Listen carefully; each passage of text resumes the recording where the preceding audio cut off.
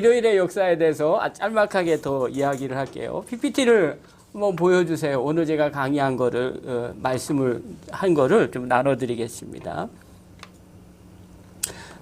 여기에 보면 맨 먼저 보면 우리가 313년에 기독교 공인이 이루어졌습니다. 기독교 공인이 이루어지고 난 뒤에 313년 이전과 이후가 전혀 달라요. 그래서 313년 이전에는 가정에서 예배를 드렸고, 그리고 또 카타콤이라고 이제 공동의 이제 무덤 이런 데서 박해를 받았기 때문에 그런 데서 드려졌습니다. 그런데 공인이 되고 난 다음부터는 그렇게 되질 않아요. 오히려 예전이 예배에 대한 이런 의식이 조금 더 정밀해지기 시작합니다. 그래서 화려하고 점점 이제 복잡해지는 거죠. 이전엔 좀 단순하게 소그룹 모임처럼 모였다면 이때부터는 뭐 이렇게 의식이 들어가기 시작합니다. 예로 이제 성직자의 예복, 이제 예복이 벌써 화려해지기 시작을 합니다. 이제 권위가 있고 또 황제가 또 나라에서 정한 대표적인 국교가 되잖아요. 그러면 이제 막 거기에다가 이제 이게 명예도 있고 또 권위도 세워주게 되고, 그리고 그냥 아무것도 없이 그냥 예배드리면 뭔가 민망하잖아요. 그러니까 거기에 음악이 또 들어가기 시작하는 거예요. 음악에 맞춰서 음악이 들어가니까 또 음악에 맞춰서 노래할 성가대가 또 필요한 거죠. 그러니까 성가대가 세워지는 거죠. 또 성가대가 점점 한두 명이 아니라 많아지게 되는 거죠. 그 웅장하게 마치 조선시대 때 왕이 어디 뭐 제례 의식을 하면 온갖 악기들이 쭉 주변에 이제 다니죠. 그리고 많은 사람들이 쫓아와서 이렇게 예를 이렇게 표하는 그런 식으로 예배가 바뀌어지는 거예요. 자, 그럼 이제 회중은 어떻게 되느냐? 교인들은 그전에는 소규모 모임이었으니까 우리 속회처럼 그렇게 뭐 일상을 나누고 밥을 먹고 교제하고 기도해주고 그렇게 됐는데, 이때 돼서는 그런 일들이 이제 할 필요가 없는 거죠. 왜냐하면 예전을 드리고 성직자가 또 생기고, 그리고 뭐 웅장한 음악이 들어오고, 그 다음에 성가대가 세워지고, 뭐 이렇게 하니까 그냥 군중으로 이제 그냥 구경하는 구경꾼 수준으로 가는 거죠. 그냥 관중으로 바뀌는 거죠. 그런데 관중으로 바뀌었다고 해서 이제 뭐 예배에 어떤 임팩트가 없다, 뭐 그런 게 아니에요.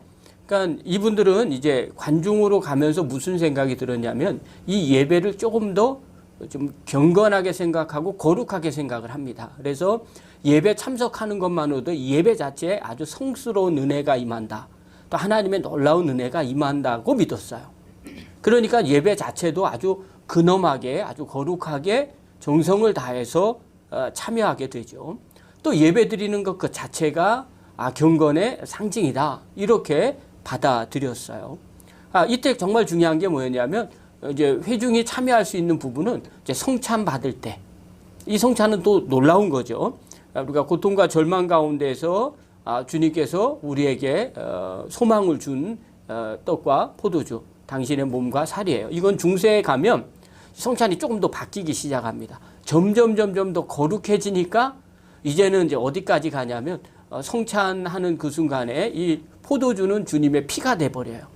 그래서 만약에 이걸 받다가 피를 흘려요. 그러면 신성한 하나님의 예수님의 피를 흘리는 대역 죄인이 되는 거예요. 그러니까 오히려 두려워지기 시작하는 겁니다. 그리고 막 성찬을 받지 않는 일들이 중세에 나와요. 그것은 우리가 나중에 또 말씀을 드릴게요. 자, 예전이 이전과 이후가 바뀌는 거예요. 자, 그 다음에 두 번째 뭐가 바뀌느냐? 예배 처소도 바뀌어요. 예배 처소가 바뀌는데 어떻게 바뀌느냐? 가정집에서, 그전에는 가정집에서 드렸어요. 그리고 로마의 카타콤이나 아니면 공동묘지 같은 데서 드려졌어요. 근데 요걸 얘기하기 전에 세례식부터 이야기할게요. 자, 세례 의식도 바뀌어지기 시작해요. 이전에 313년 전에는 세례를 어떻게 드렸을까? 다들 궁금해 하시잖아요. 어떻게 드렸냐면요. 첫 번째, 세례 받는 게 어려웠어요. 최소한 2년 이상은 지나봐야만 이 사람을 세례 줄지 말지를 결정했어요. 그 이유는 다른 게 아니죠. 그때까지는 핍박의 시기였기 때문에 저 사람이 정말 신앙인인지, 아니면 저 사람이 우리를 해하려고 하는 사람들인지, 아니면 우리를 고발하려고 하는 사람인지를 확인할 필요가 있었어요. 그래서 최소한 2년 이상은 그 사람을 지켜봐요. 그리고 교리를 가르쳐줘도 절대로 우리 같이 예배를 드리지 않게 됩니다. 그게 바로 세례식 할 때 최소한 2년 이상을 그렇게 하죠. 그리고 난 다음에 충분히 저 사람이 괜찮은 사람이다 라고 생각이 될 때 세례를 줍니다. 주로 언제 줬냐면 부활절에 세례를 줬어요. 그리고 부활절이니까 금요일 날 금식을 시켜요. 부활절 되기 바로 그 전 금요일 날 금식을 시켜요. 토요일 날은 전부 다 무릎을 꿇게 해요. 금식을 하루 하고 난 다음에 토요일 날 불러서 무릎 꿇고 하고 축사를 시켜요. 왜냐하면 이전까지 세상 것 죄악 가운데 있고 또 사단과 귀신에 속해 있었던 그것들을 한 번에 해결을 보는 거죠. 그리고 얼굴에 숨을 불어넣고 이마와 귀, 그 다음에 코에 도장을 찍는 손짓을 해요. 그리고 토요일 날 밤새도록 철야 기도를 시켜요. 그러니까 세례를 받으려면 금요일 날 금식해야 돼요. 토요일 날 축사를 받고 밤새도록 또 철야 기도를 해야 됩니다. 자, 그리고 세례 받는 날은 어떻게 하냐면 자기 입으로 스스로 고백해요. 나는 사단과 마귀를 부인한다. 그리고 옷을 벗고 세례물에 들어가기 시작합니다. 자, 세례를 받을 때는 사도신경을 선언을 그렇게 외치게 됩니다. 그리고 주의 날 새벽에 일요일이죠. 주일이죠. 주일날 무리에서 기도를 먼저 해요. 세례 받기 전에 먼저 기도하고 그리고 세례를 받아요. 그리고 일어나면 그 자리에서 다른 기름을 또 그 사람에게 부어줘요. 나와서. 기름은 뭐냐면 감사의 기름과 악령을 내쫓는 기름을 그 사람에게 물로 세례를 주고 난 뒤에 물속에다 빠뜨린 거죠. 세례하고 난 뒤에 머리에다 다시 그 기름을 붓는 거예요. 자, 그리고 난 다음에 옷을 입고 난 뒤에 회중이 모여있는 그곳으로 처음으로 그 사람이 가게 됩니다. 그리고 그곳에서 이제 입교를 하는 거죠. 환영식을 해주는 거예요. 이제 진짜 우리와 생명을 같이 하는 신앙 공동체가 되었다는 거죠. 그게 1년에 한 번씩 그렇게 세례를 준 거예요. 최소한 2년 동안 기다려야 되는 거죠. 그리고 확인도 해야 되고요. 이것은 초대교회 때 세례의식이에요. 이만큼 세례의식을 되게 중요시 여겼어요. 왜냐하면 그 사람이 진짜 믿음이 있는지 또 공동체가 위험에 빠뜨릴 수도 있기 때문에 확인하고 또 확인한 거예요. 자, 그런데 313년 이후에 콘스탄티누스 황제 이후에는 어떻게 하느냐? 더 정교하게 만들어졌어요. 아무래도 이런 예전이 더 정교하게 만들어지는 것처럼 세례의식도 점점 정교하게 만들어지기 시작합니다. 또 예배 초소를 보면요. 그 다음에 보면요. 가정집에서 예배를 아까 드렸다고 그랬죠. 그러면 카탄콤과 같은 교회 공동묘지에서 예배를 드렸어요. 그런데 313년 이후에는 어떤 일이 벌어졌느냐? 아주 화려하게 예배당을 짓게 됩니다.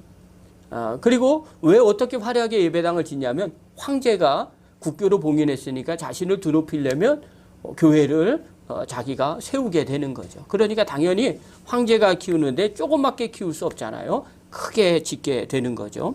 또 주변에 있는 귀족들도 너도 나도 이름을 드높이기 위해서 기부를 하고 예배 초소를 지키게 됩니다. 그 예배를 드리게 되는 거죠.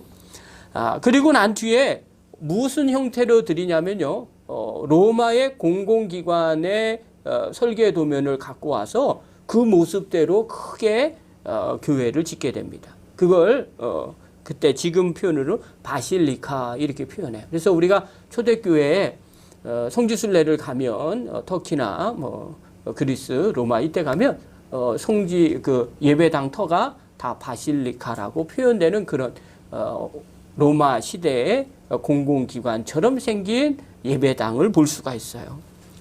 그리고 그렇다면 왜 이게 처소가 커졌을까? 당연히 국교이기 때문에 커졌죠. 또 황실과 또 이렇게 귀족들이 기부를 하고 이름을 드높이기 위해서 크게 지었겠죠. 그러나 그런 영향도 있지만 또 다른 영향은 뭐냐면요. 너무나 많은 사람들이 신자가 된 거예요.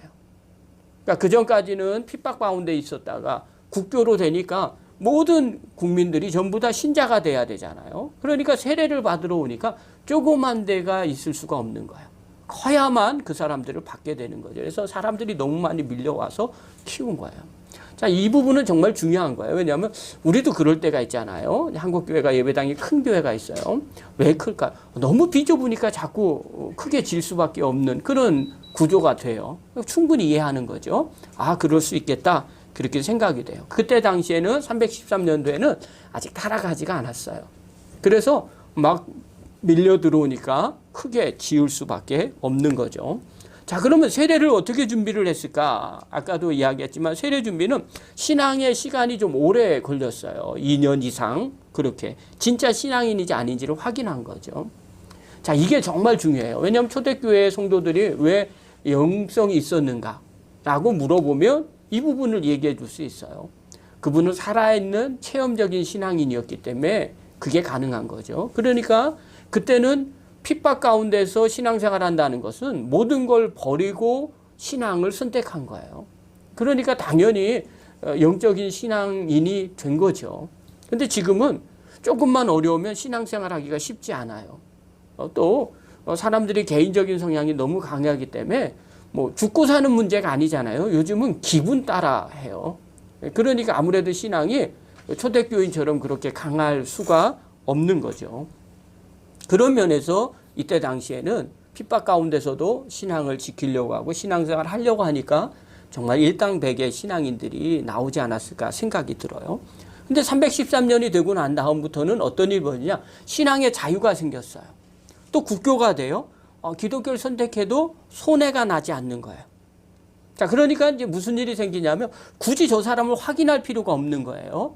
왜냐하면 그 전까지는 저 사람이 혹시 기독교인이 아니면 혹시 우리를 해코지하려고 우리 공동체에 와서 고발하면 어떨까 이런 생각을 가졌기 때문에 기간을 충분히 줬거든요. 근데 지금은 그럴 필요가 없는 거예요. 그러니까 당연히 세례를 그냥 받겠다고 하면 그러냐고 그리고 교육을 바로 시키고 그냥 바로 주는 거예요. 또 신자들이 폭발적으로 유입을 하기 시작한 거예요.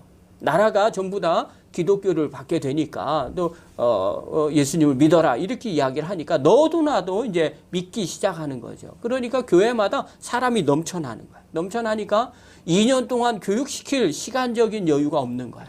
그러니까 빨리빨리 급행열차처럼 빨리빨리 세례를 주자. 그래서 세례를 막 주기 시작합니다. 자, 이렇게 빨리빨리 세례를 주는 게 무슨 일이 또 벌어지냐면 신앙을 확인하는 시간이 그만큼 없어지다 보니까 문제가 생기는 거죠. 여러분 어렵게 신앙생활하고 무언가를 얻을 때 값져요. 대충 주잖아요. 그럼 대충 쉬운 게 아니라고 생각해요. 별거 아니라고 생각을 해요.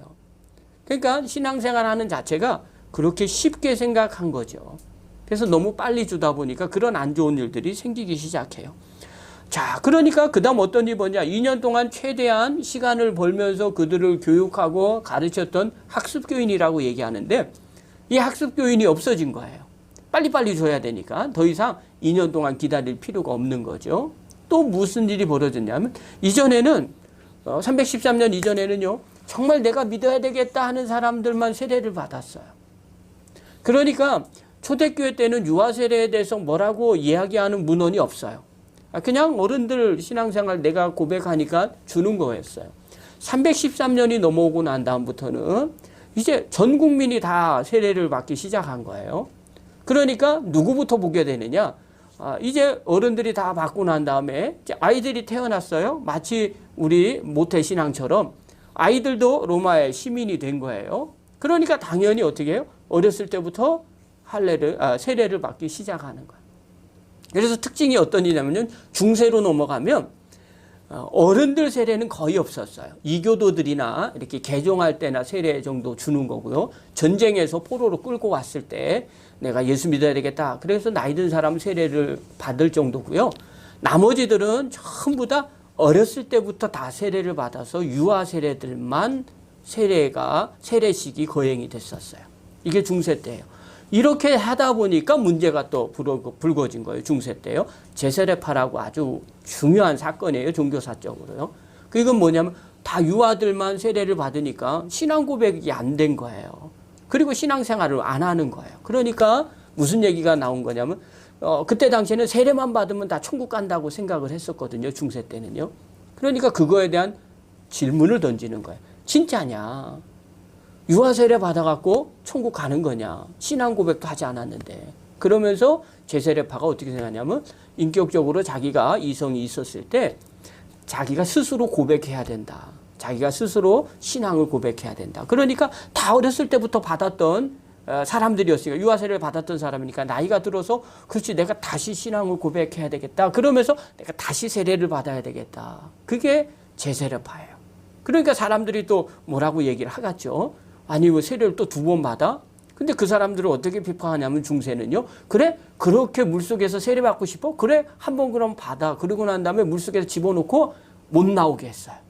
그래서 순교당한 자가 어마어마하게 많아요. 스위스, 오스트리아. 강물이 그냥 핏물로 변해버렸어요. 그 정도로 핍박을 받게 되는 거죠. 그래서 제세례파는 또 이 중세의 아주 중요한 터닝 포인트이기도 해요. 무조건 세례 받으면 구원함을 받느냐. 중세 때는 세례가 곧 구원과 같다고 생각했기 때문에 그래요. 근데 지금은 아니죠. 세례는 내가 구원받았다는 내가 믿음의 고백의 증표예요. 증표. 그래서 그렇게 하는 거죠. 자, 그렇게 된 거예요. 그게 313년 이전과 이후 예전이 달라지고 세례식도 달라지고 예배 처소도 달라지고 또 세례 준비하는 자세들도 달라지기 시작합니다. 이게 이제 313년에 일어나고요. 다음 시간에는 중세 때 우리가 좀 궁금한 중세 때 주일 예배는 어떻게 드려졌는지 그 다음에 나머지 이런 것들은 어떤 식으로 점점 바뀌어지는지 그 부분을 잠깐 나누도록 하겠습니다.